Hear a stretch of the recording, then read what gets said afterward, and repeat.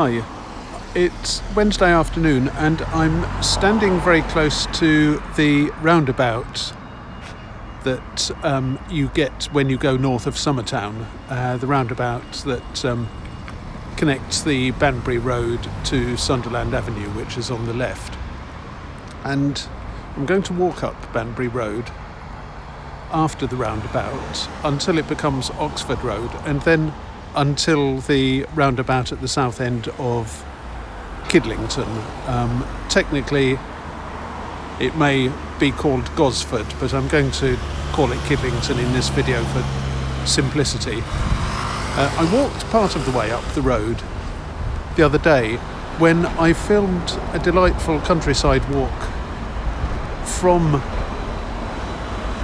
there through a tiny hamlet called Eaton and back to the Sainsbury's. At the time of speaking, I haven't actually processed and uploaded all of the video yet, but the first 2 episodes are up.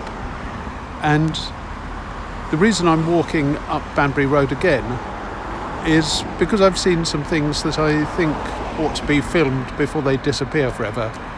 And there's something I want to look for anyway. I've filmed Banbury Road. I've started from this point in Banbury Road once before. I was on the other side of the road then when I did the 4 ways to the Victoria Arms video. I was across there and I turned right and walked down the ring road until I got to a footpath that eventually took me to the Vicky Arms. I was showing different ways of getting there.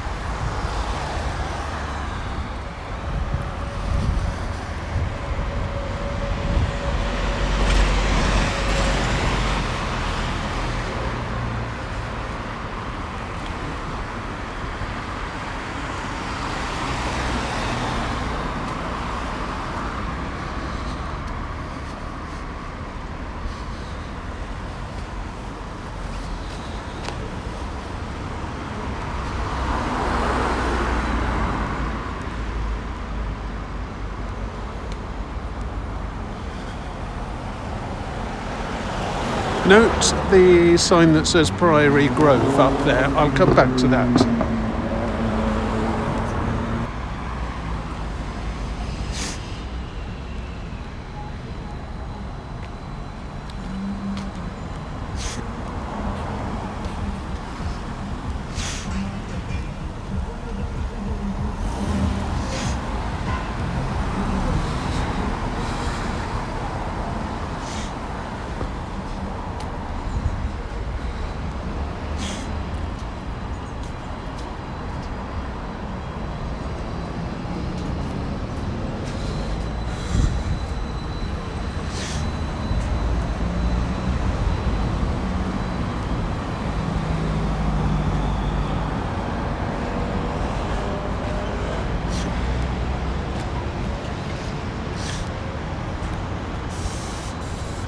Literary note here. I think Philip Pullman, in one of his Alternative Oxfords series, uses a lamppost somewhere around here where the heroine cuts through the air and steps from one reality into another.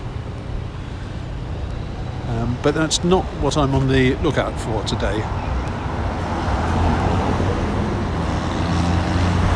Though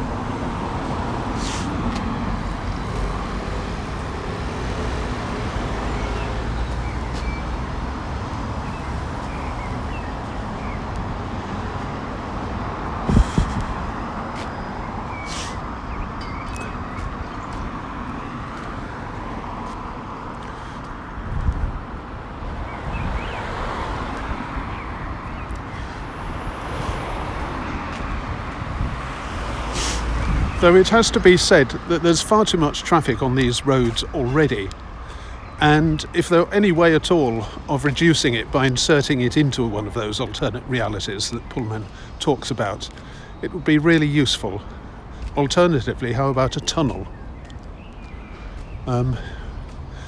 Not, of course, that anybody would think of building any more dwellings which would add to the amount of traffic, would they?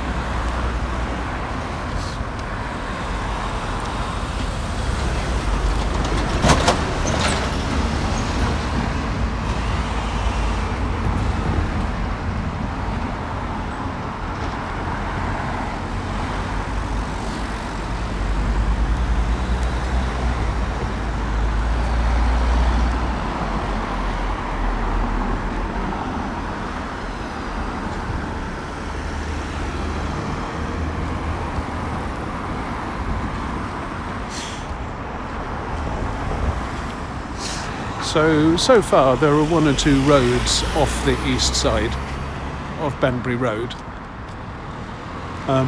mainly 20th century houses of various ages, but all relatively low density by today's standards.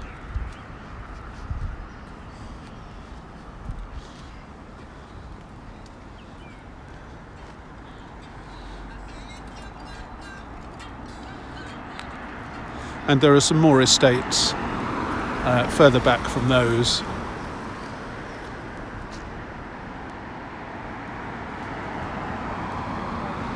And a line of shops and the entrance to Cutterslow Park.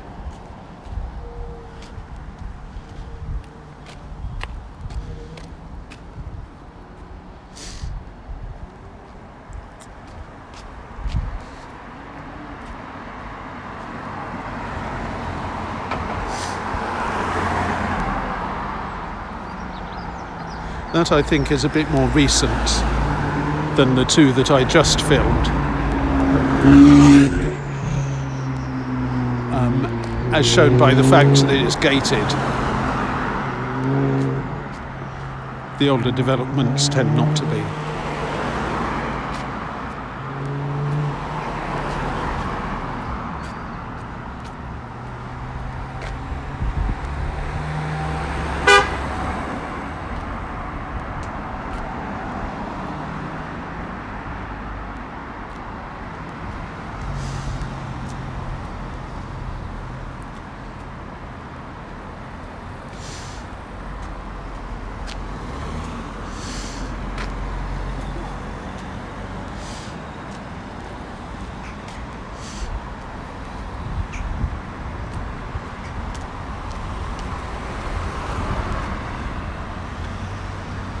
These are all comfortably spacious, although I don't think you'd want to sit in the front gardens these days.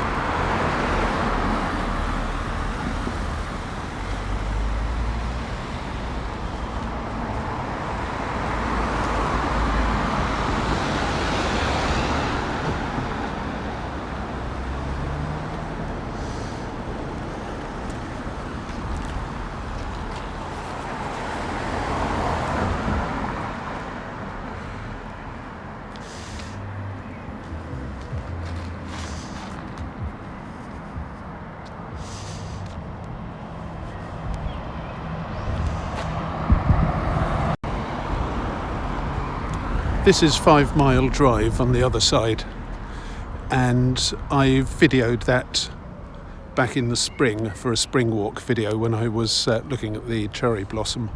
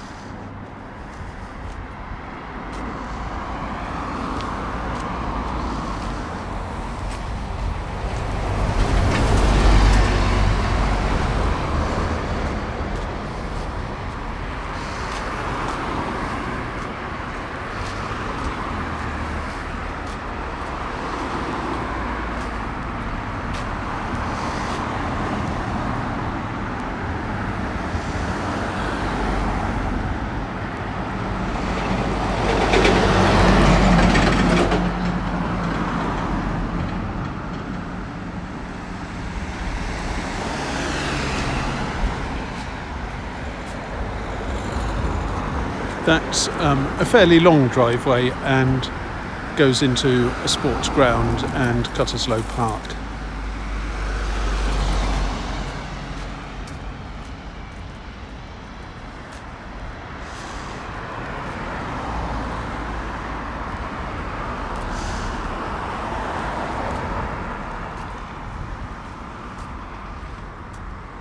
And the houses are still nicely spread out.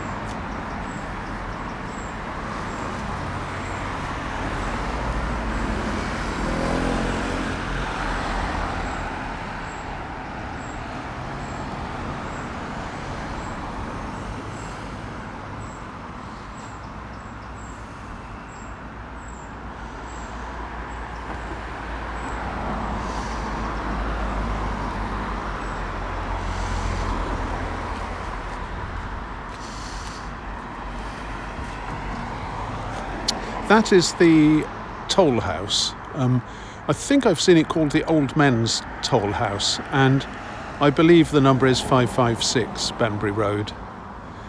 And as far as I know, it dates from a time when people were beginning to take an interest in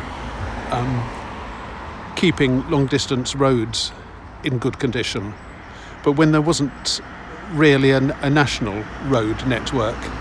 And this was the start of a turnpike road, which quite a few people around the UK will have heard of. I don't know about other countries. And the idea was that a trust would control the land that the turnpike road was on. The road would be a toll road, in that there'd be gates at each end, and you'd have to pay, unless possibly you were just walking, you'd have to pay to go beyond the gate and to use the road, and the tolls went towards the road's upkeep. And a lot of roads weren't much more than dirt tracks through fields, full of ruts. If you happen to see the video I did about John Ruskin recruiting Oscar Wilde and other students to build a road between North and South Hinksey, not that he ever finished it. I talked about the condition, the appalling condition there of the existing road. It was so bad that the carts that wanted to use it tended to drive round North Hinksey Village Green instead, making that full of ruts as well. So turnpike roads were a good thing, and I suppose if you were a horse person, then you'd be riding along, clip-clopping along a pretty soggy collection of puddles and ruts and harder grass-covered bits sticking out. And I should think the horse's gait would sound pretty irregular, and you'd be getting splashed a lot. And then you'd come up to the house and you'd say, oh, how much is it to go to Deddington, say? And the toll keeper would reply, oh, 2p, my good sir. I'm making this up, I don't know whether it's 2p or not.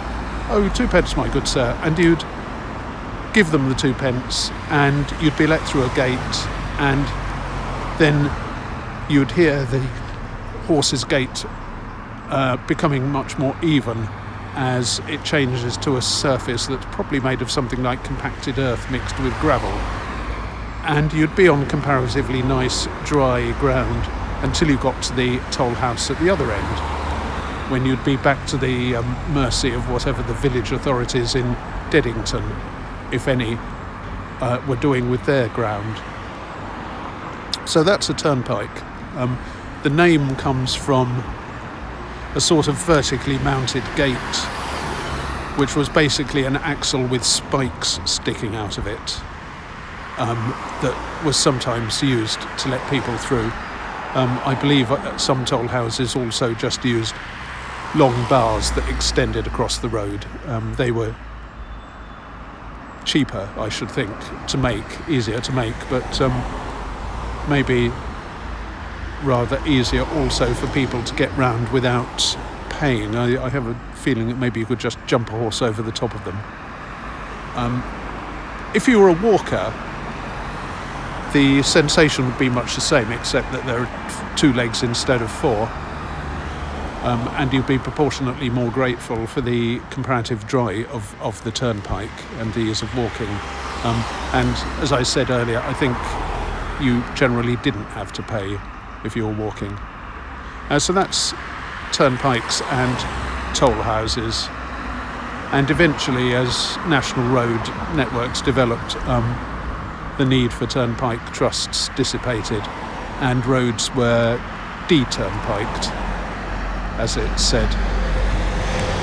So that's the main historical landmark I'm going to talk about on that side of Banbury Road. And I also note that this will soon become Oxford Road, because we'll leave the city boundary and it will be the road into Oxford rather than the road to Banbury.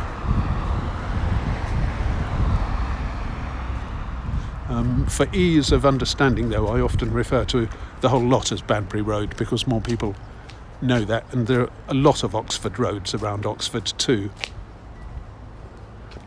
There's one that goes into Cowley, for example, and I think there's one that goes into Old Marston.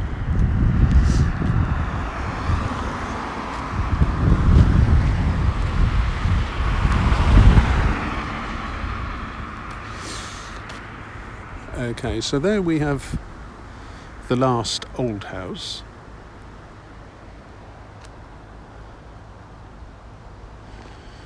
And here, I said earlier, please bear in mind the name Priary Grove. Here we have Priary Grove.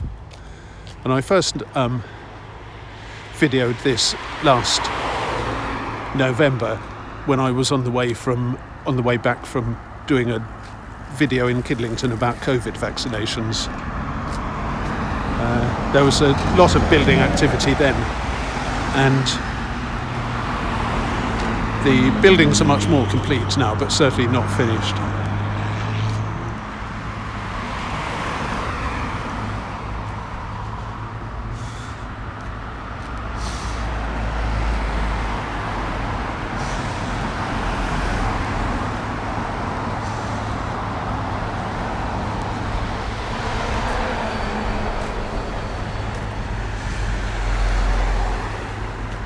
I imagine that this will make taking buses from, say, the city centre to Summertown less pleasant because they'll be more crowded. Maybe the bus companies will put on more, I don't know.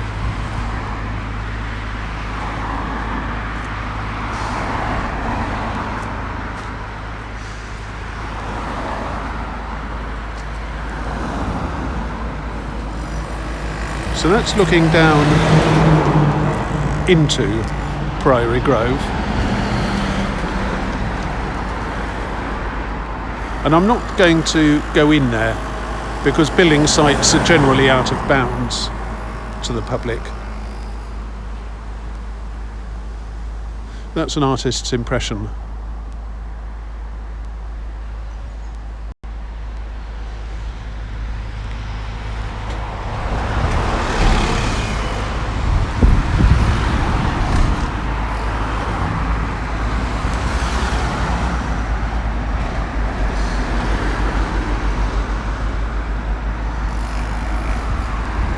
They all look a bit sort of synthetic somehow, and I can't shake off the impression that the one on the right has got a sort of moustache just above the windows. I think that's probably a shadow of some sort. I'm not altogether convinced by the graphics program they used.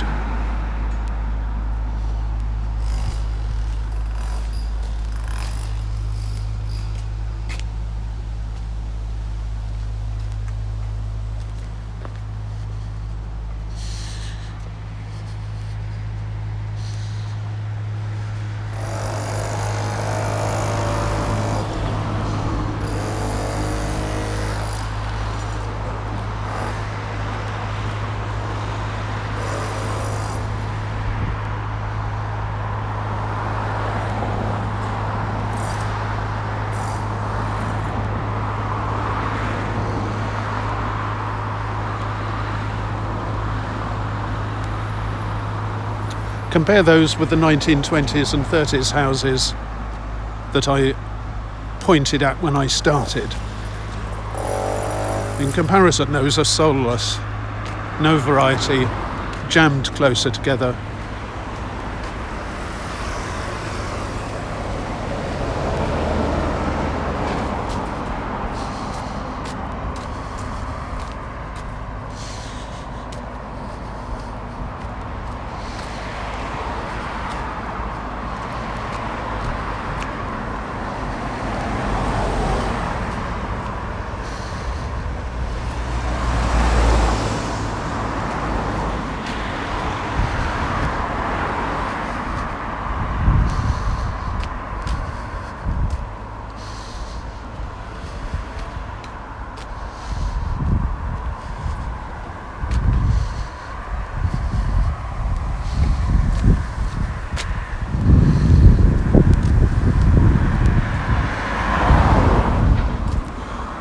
That's North Oxford Golf Club, which keeps a fair amount of land on the west green.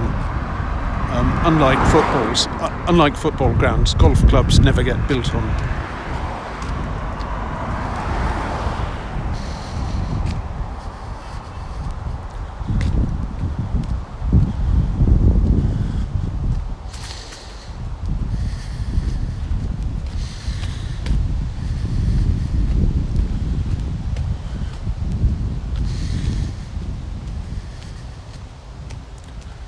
This, at the moment anyway, is still farmland.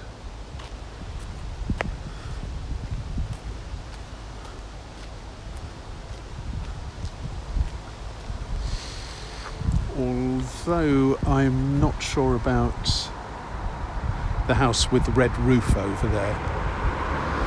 I don't remember that used to be there.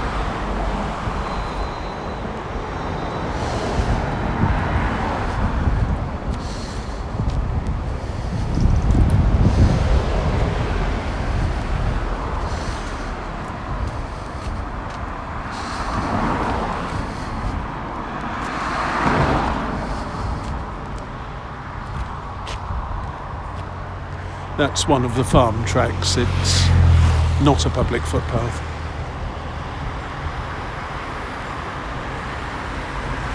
Could be those are farm buildings, I suppose.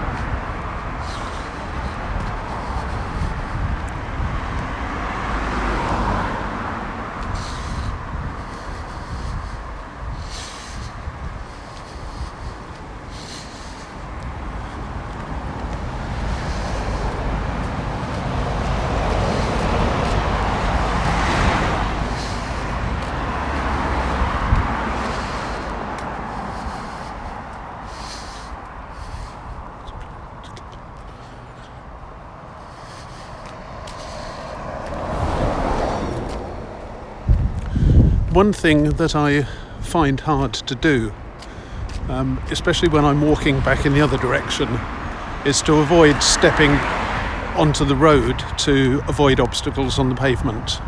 But it's absolutely essential not to step on the road here because you're likely to get mashed by a double-decker bus.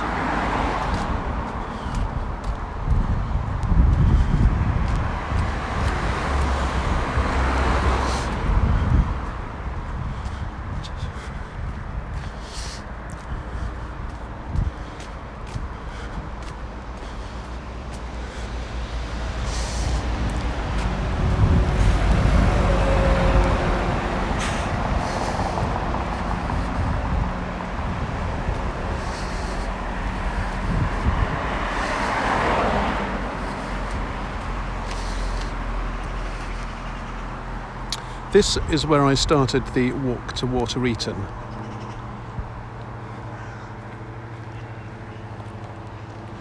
So what's probably the last video, actually it's a series of video episodes on my channel, began here.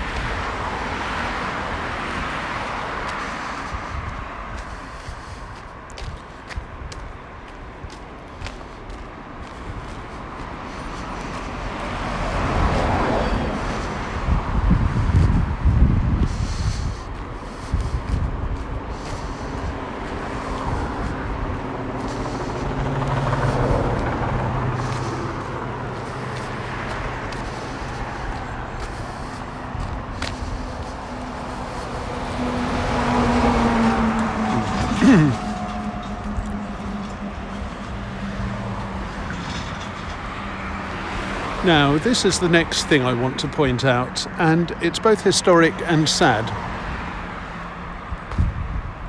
This is Pipal Cottage, and I looked up the origin of the name Pipal, P-I-P-A-L, and Wikipedia told me that it's a type of Indian fig tree, Ficus religiosus.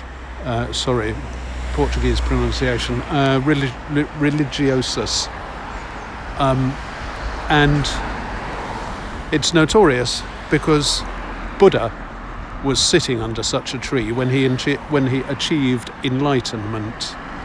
And I think the line of trees that descend from that particular one are called Bodhi or Bodhi trees, B-O-D-H-I. In order to be a Bodhi tree, you either need to be the one that Buddha sat under or a direct descendant of it. It needs to be their mother or father, so to speak.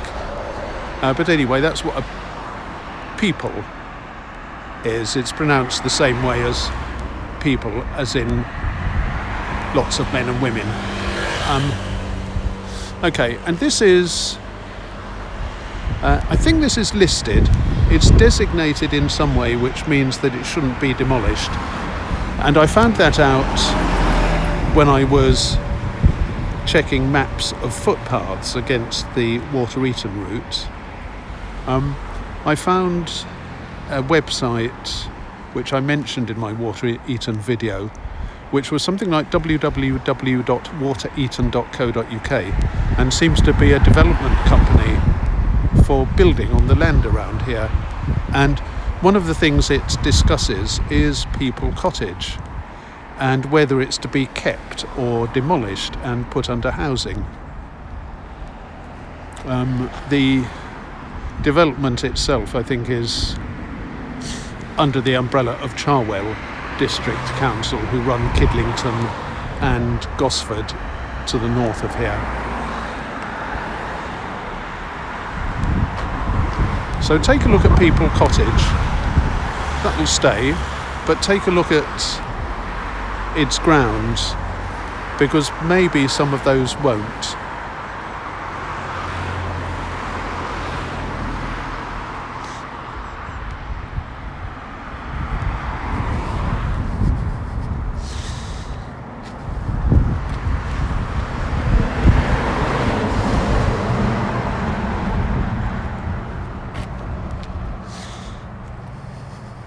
The document that I found was from 2022, and I don't know what the current decisions and progress on the planning application are.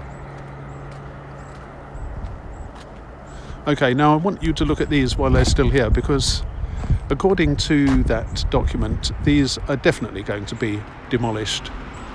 They're called the Pipal Barns, again Pipal, Pipal Barns, and they're 19th century, and they're mixed-use farm buildings.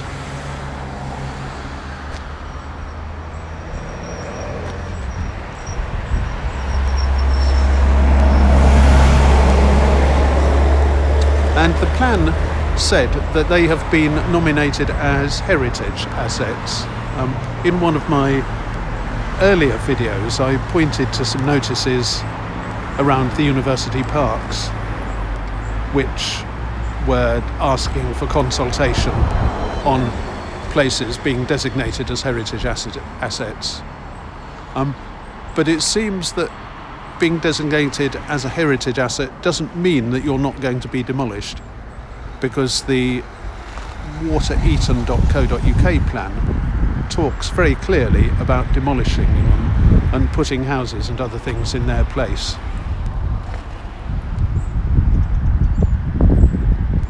So if you want to see them, do so soon.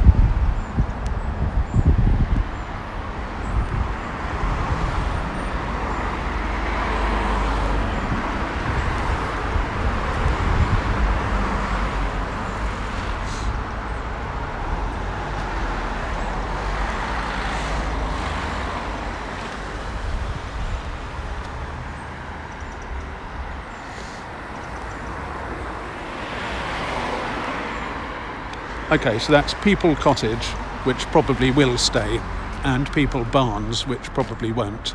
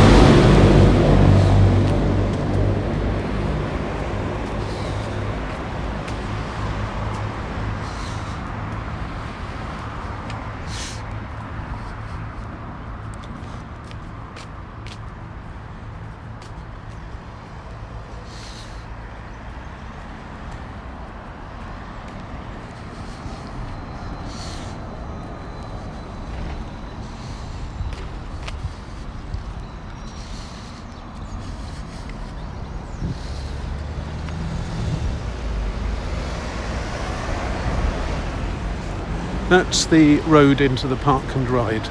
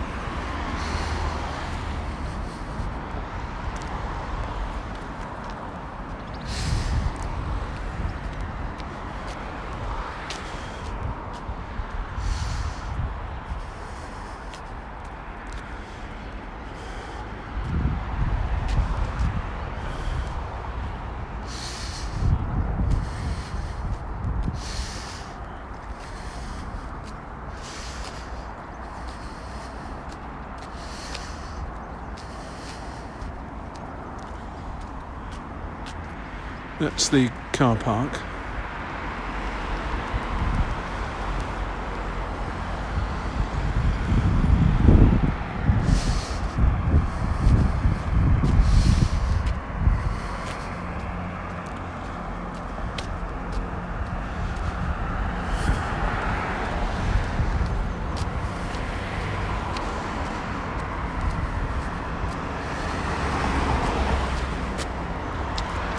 Oh gosh, I wonder what that is. Probably a memorial to somebody who died in a traffic accident.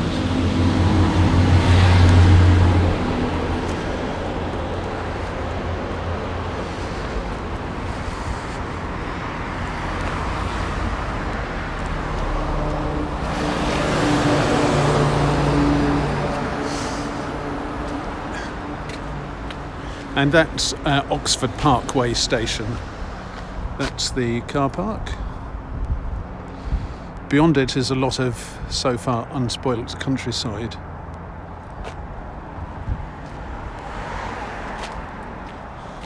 And the railway line is over there. You saw a train passing when I walked past Eaton Manor.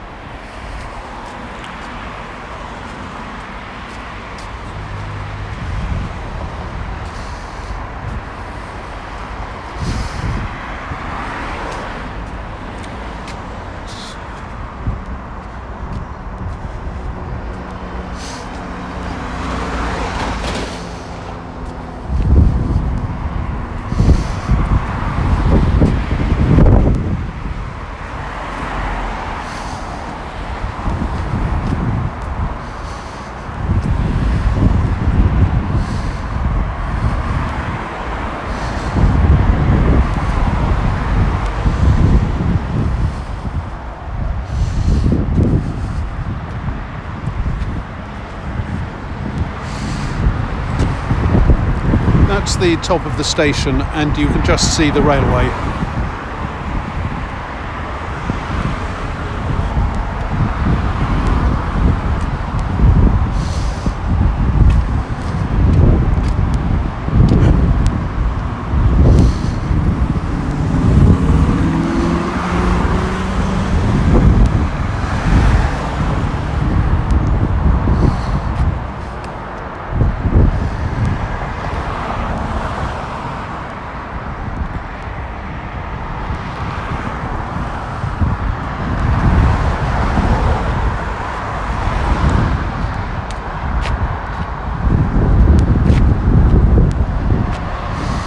That's the road that I crossed when I went via Water Eaton.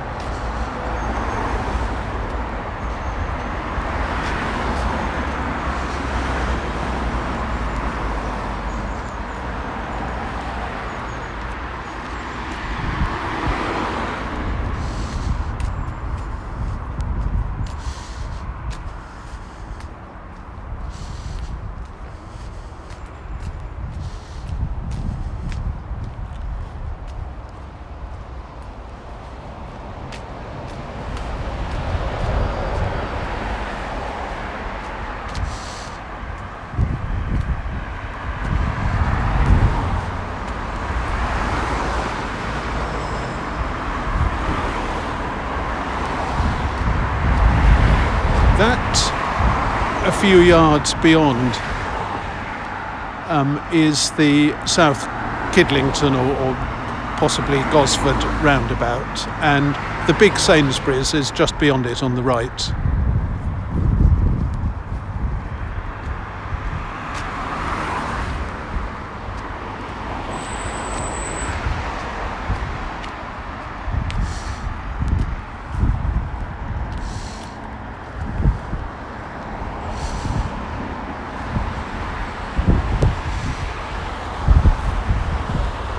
I want to see where this footpath goes.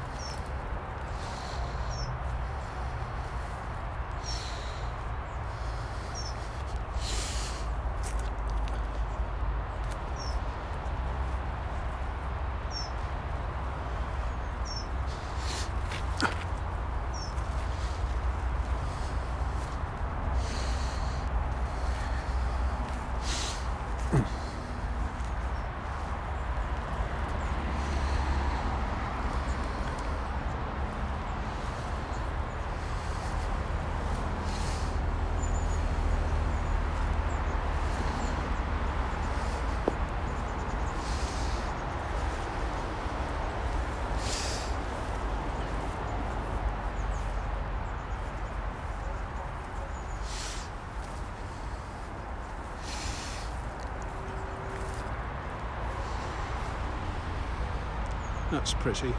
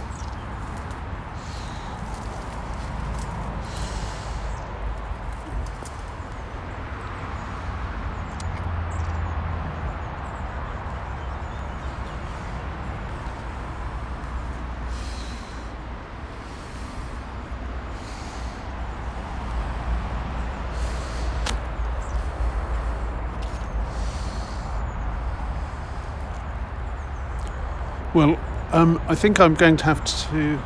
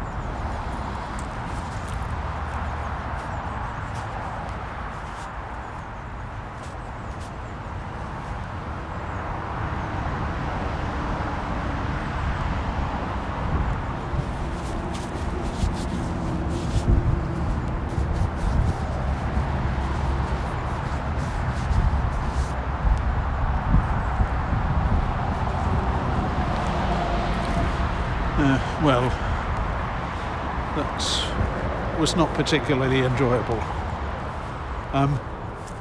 This, I'm pretty sure, is the second gate in my video, which I haven't yet put up. The first gate went up last night when I came along the south bit of Eaton Lane that turned into a footpath, went through the woods and ended up at one of those and came into a field. And then I walked round the field anti-clockwise trying to find a way out, and I couldn't. I found myself walking along that hedgery, and it was so impenetrable that I came all the way round to here, and I saw that gate, but I didn't fancy trying to work my way through it, which, as you've just seen, was probably a good decision. So now I'm back where I was when I started from there and eventually came out near Sainsbury's, so I'm going to do that again.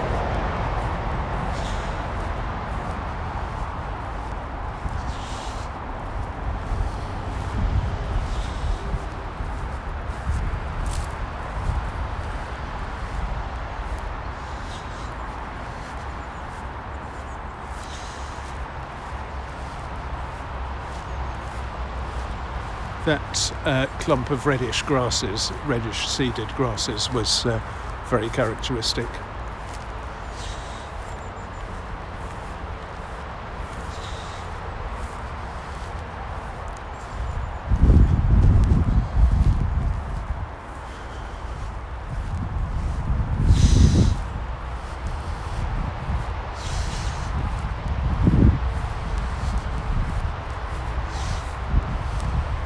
Now, it does look as though not much of this is going to survive either.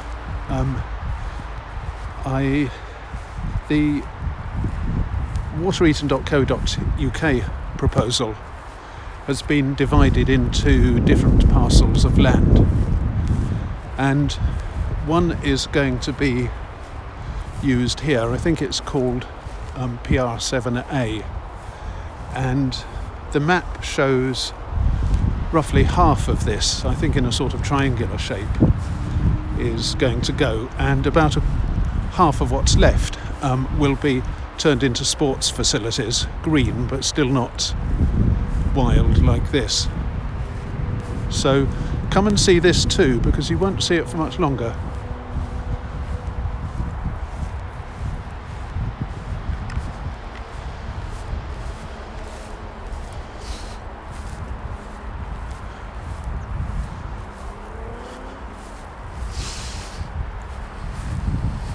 As a reminder, what I've walked along is the Banbury road past Summertown and past the roundabout, which eventually becomes the Oxford Road and goes into Kidlington, which at that point may be technically Gosford.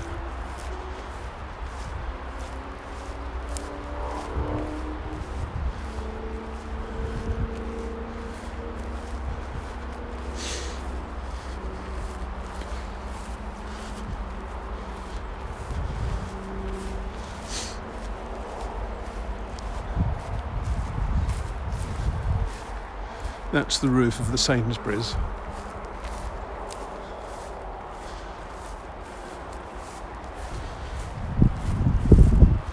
And I know from my previous round of doing this that I'm walking towards Bicester Road, and I'll come to a gate that I can climb to get into Bicester Road, and then the Sainsbury's is not very far away.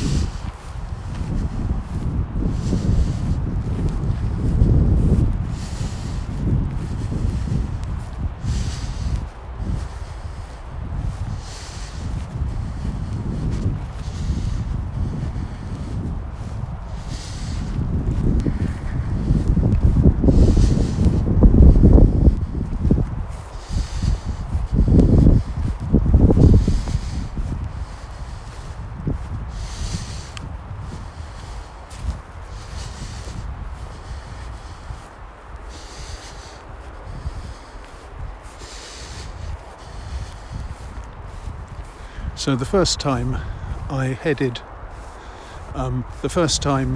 that I went through the fields, I headed roughly towards that, expecting or hoping to find a gap close to the Sainsbury's, and I didn't.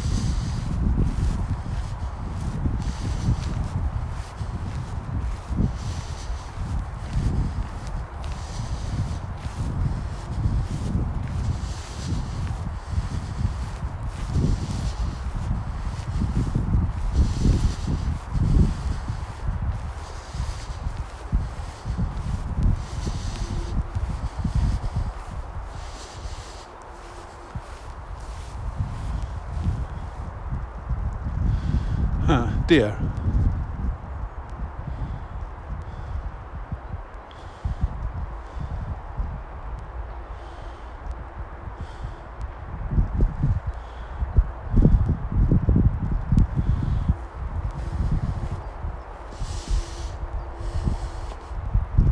Another deer.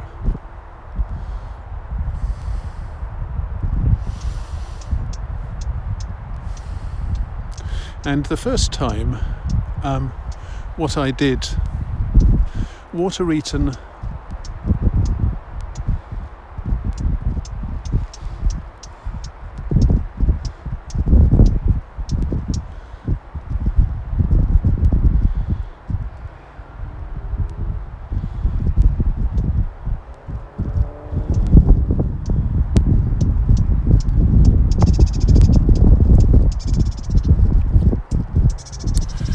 where I came off the Water Eaton walk into Gosford, there was a nice stone cottage and one or two other houses and two cats.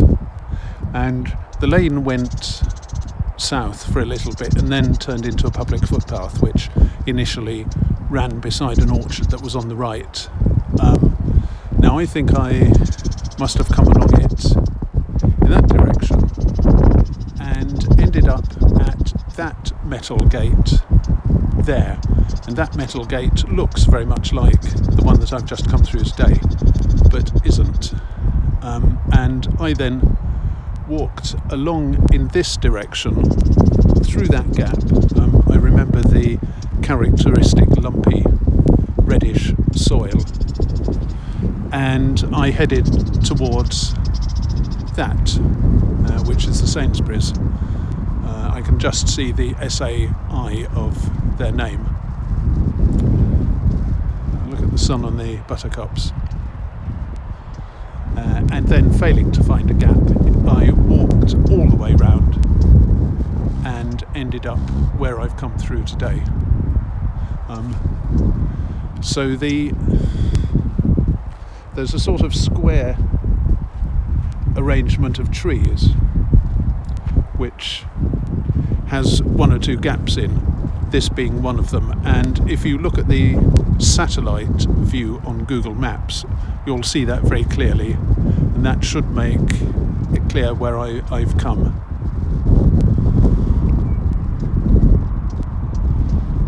Now I could go back along Eaton Lane, but that footpath isn't particularly easy. I don't think it's been used for decades or centuries, so I'm going to brave the Bicester Road gate instead.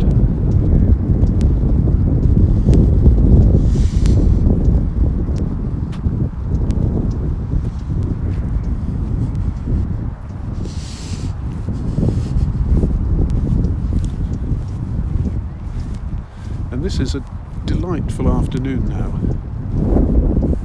I'd be very tempted to lie in the grass or even roll in the grass if I had the correct accessories. But a bit more seriously, maybe I shouldn't wear shorts next time, because Kidlington has quite a lot of deer, and one is warned about deer ticks, which can cling to your legs and transmit Lyme disease. I think it's Lyme disease. It's not very nice. It gives you all sorts of autoimmune symptoms.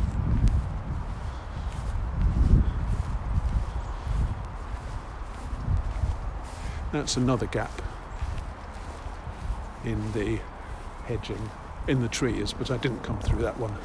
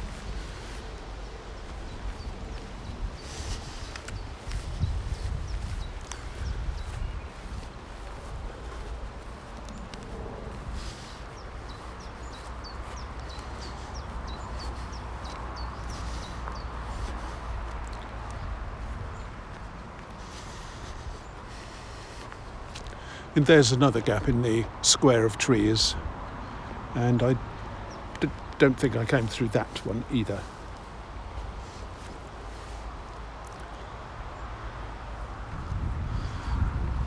So what we have is a potentially very nice footpath, but it's terribly neglected and overgrown.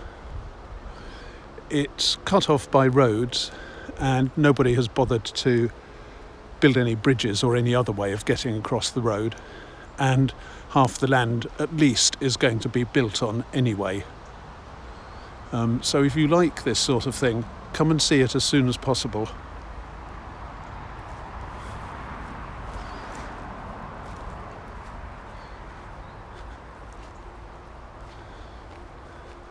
And if anyone knows how I can do Cherwell Council for having such a badly maintained footpath that it rips my jacket to pieces, please tell me. Now that must be a clearer bit of Water Eaton Lane. That looks like a house, so there must be an orchard. I think the greenery somewhere around there, that's probably the other edge of the orchard, and then the footpath starts at roughly the same distance. And the Bicester Road is slanting towards Water Eaton Lane.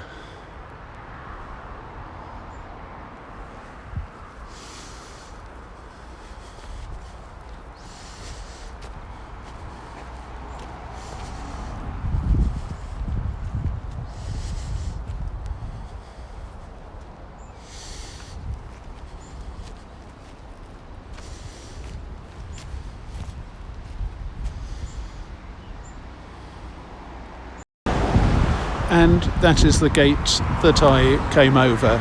This time I turned off my phone so that I didn't have to keep its orientation. Trouble is that if I tilt it at all, things go out of kilter and the app doesn't recover properly, so I then have to reset everything, which involves turning the phone off, restarting it and waiting for it to reboot, which is a real pain. So that was a walk along the Banbury and Oxford Road and a look at a bit of history and a look at some of what seems to be planned. See you next time.